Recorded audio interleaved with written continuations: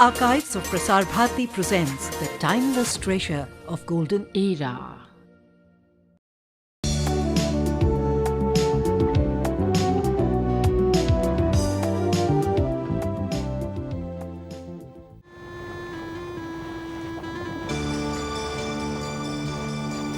The unleashed fury of the earth, scalding sulfur water growling and bubbling.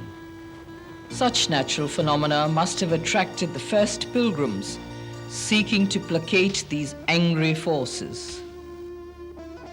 These high mountains are still young and still growing, pushed up by a furious earth. We are at 1,875 meter high Joshimath in the Garhwal Himalayas of Uttar Pradesh.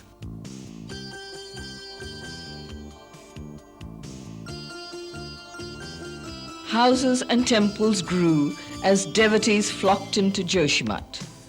The oldest temple is the typically Himalayan one, dedicated to Lord Krishna as Vasudeva. Facing the temple of this eighth incarnation of Lord Vishnu, the Preserver, is another shrine. The idol in it is worshipped as that of Vishnu's vehicle, Garuda.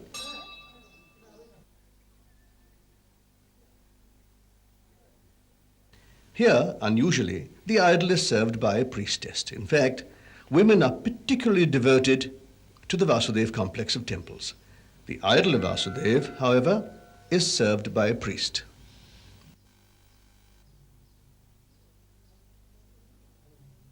We also noticed a painting of the Gitopadesha to Arjun, one of the 5 Pandav brothers of the epic Mahabharata. At one corner of this circumambulatory of the main temple is a beautiful idol of a dancing Ganesh. He is the benign remover of all obstacles. In another corner of the passage is a shrine to the mother goddess Durga, clothed in traditional red.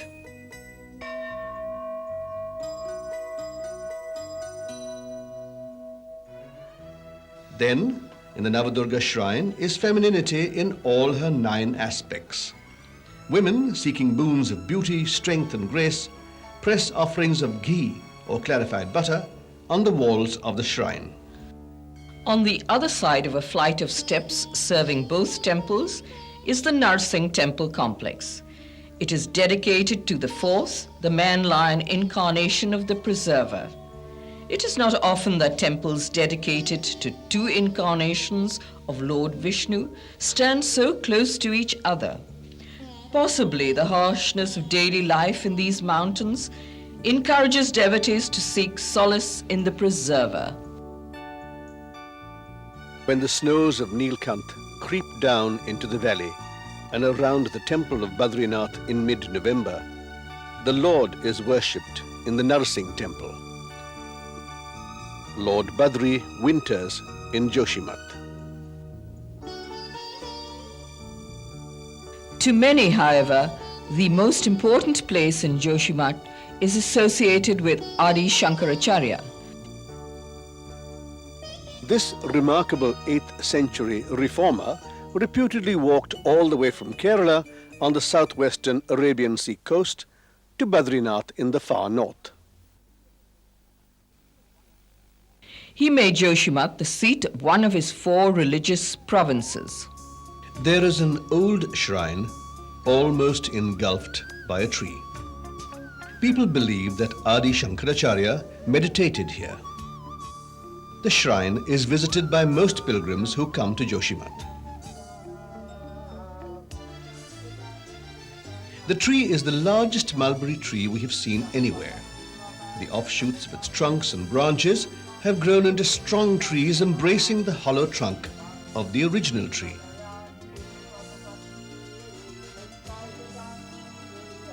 They have intertwined with each other till today they look, to many, like the multi-headed snakes often depicted as the protectors of gods and goddesses. Local people say that the tree is the legendary Kalpavriksha, the tree that grants wishes. These people, circumambulating it, probably share that belief. Adjoining this shrine is the ashram of Jyotirmath, established by Shankaracharya. The word Jyotirmath was transformed by pilgrims to Joshimath. In spite of Joshimath's apparent urbanization, it is still a truly rural settlement. We drove out of the town for a short distance and were back among the terraced fields of the Himalayas.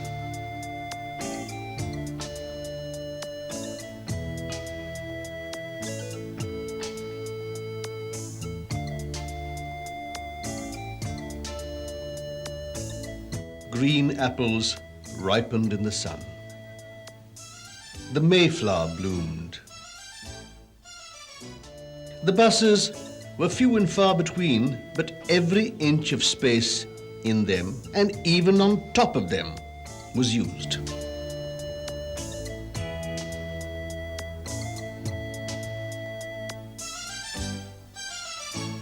We drove through the terraced mountains to Tapawan, 14 kilometers away. We then walked along a path which smelt of fragrant herbs and sun-warmed earth. At the far end was a small temple of Tapawan, amid a little garden bright with flowers. The temple overlooks the hot water pool where people bathed. Not quite an alpine spa, but obviously great fun. We returned to our car and sought out the source of this hot water. We found it 3 kilometers away. Here, the Geological Survey of India has made 2 borings to release water heated by the subterranean fires of the earth. The water seethes and bubbles, spouting clouds of enfolding smoke. Nature's own sauna.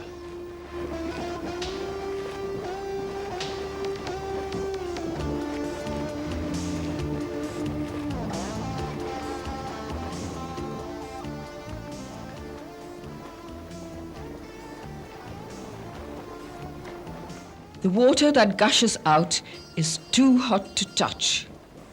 Yet, life thrives in its scalding sulfur flow.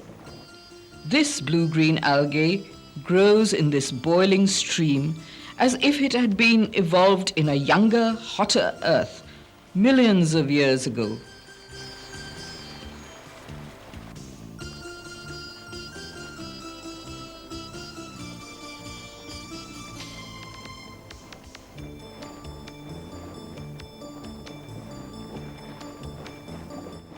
Then again, this yellow clay carries the imprint of rippling water. So do the hard rocks around it. But the water that rippled over those rocks dried out 1.5 million years ago.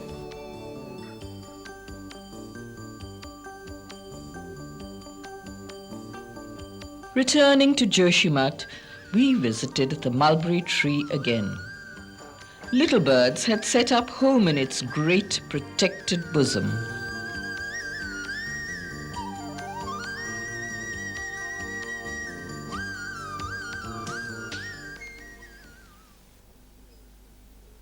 Visitors to Joshimath don't need to seek shelter under a kalpavriksha.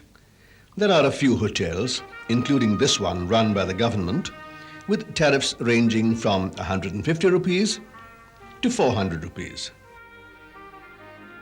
There is also this privately run hotel, appreciably more upmarket, whose tariffs are in the 325 to 900 rupee spectrum.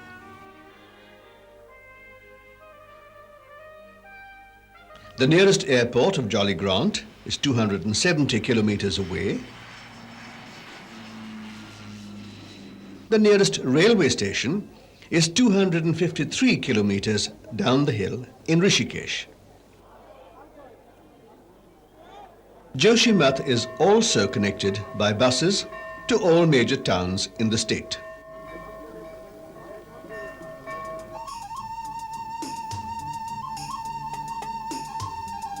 From Joshimath, we drove up 14 kilometers to the developing ski resort of Ole. But it is more than a winter ski resort. Those who seek peace head for it in summer. Peace is ensured, to a certain extent, by a road that is often an obstacle course of potholes and loose stones. Since you have to drive slowly, spend a little time enjoying this beautiful temperate forest in the Himalayas.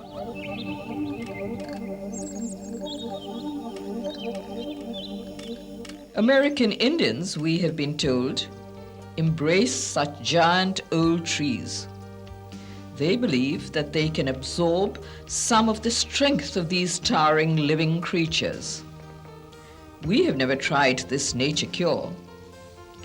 If you want to, however, go ahead.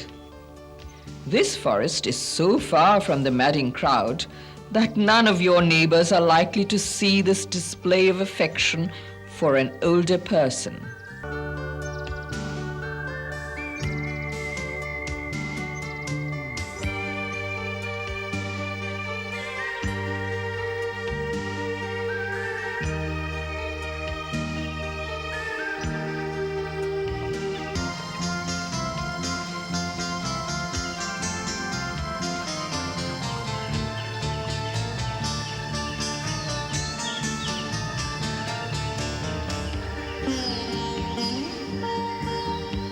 On a more down-to-earth, or rather up in the clouds level, you have to walk up a flight of stone steps when you reach Oli.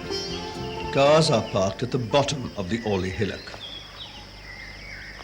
When you get to the top, these are the sort of alpine retreat rooms you can stay in.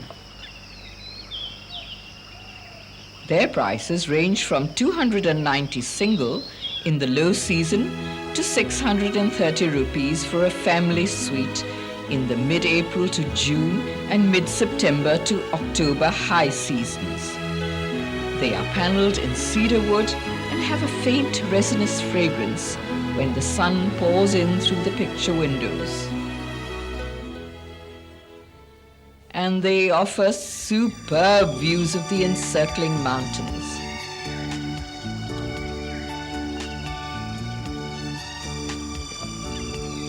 We were rewarded with views which took our breaths away.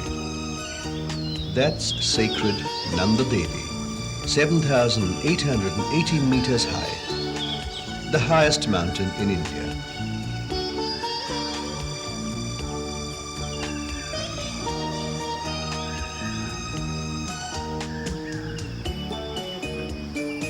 We call these curious triangular mountains, in front of the snow-covered ones, are Chinese silkscreen peaks. This mountainscape seems to have been sketched by a Tao master. We flipped through some of Oli's postcards to get an idea of the transformation that winter snows bring. In winter, Oli is covered in thick, powdery snow ideal for skiing. It hosts the National Winter Games every year in February. In fact, even in the height of summer, the ski store looked inviting enough for us to feel the bite of the chill wind in our faces and the swift hiss of our speeding skis.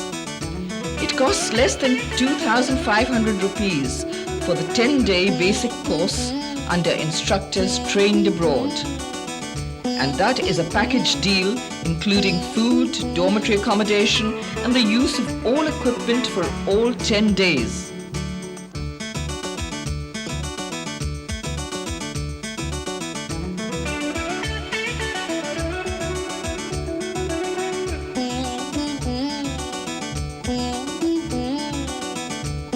A building today and slated to be ready for the coming ski season is an international class chairlift. This will bring skiers from the resort to the top of the ski slope. In June, however, winter was still many months away. We decided to go for a stroll on the flower-covered slopes of Oli.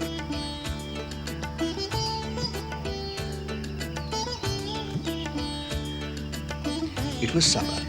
A cuckoo called plaintively, and wildflowers spread at our feet.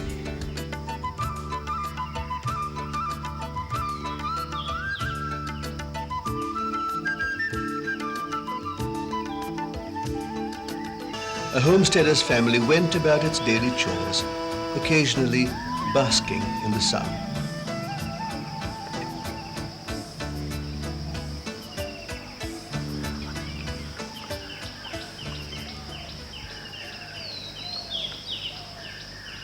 A movement caught our eye and we looked up. A cable car hanging like a big apple in the sky sailed slowly past. We resolved then to drive to Joshimath tomorrow and ride the cable car from there. That is what we did. A trip to the top and back, about 20 minutes each way, costs 120 return. There's an attendant on board communicating between the terminal stations. It's a stretch of 3.96 kilometers between one end and the other.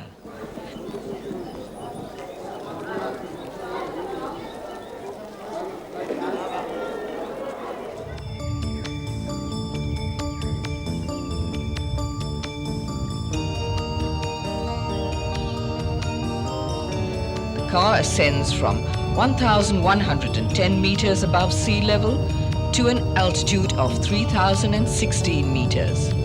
This, reputedly, makes it the highest in the world. It moves up at a pleasant 5 meters a second at top speed. A ride in the cable car has all the thrills of a silent hot air balloon trip, with none of its imagined dangers.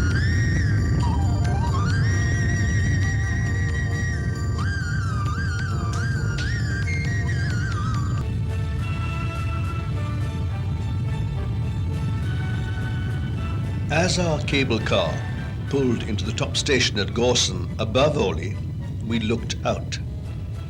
Clouds were closing in on the mountain. A tiny patch of sunlight shrunk in the gathering gloom. We had to hurry down. The return journey was exciting. The cable car was buffeted by high winds as we raced against an approaching storm. It was ominous, yet beautiful.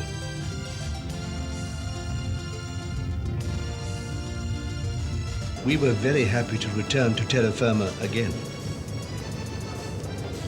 We drove back to Oli and met H.K. Sial, a senior research consultant of Delhi. He had very clear ideas about the sort of people who would be attracted to Oli in summer. He said, I should think it will be an ideal situation for the busy executives who want to be away from the day-to-day hassles of their business life, want to spend a bit of time amongst the nature, in the process unwind themselves and recharge their mental batteries so that they can go back and attend to their work with greater vigor, both physical and mental.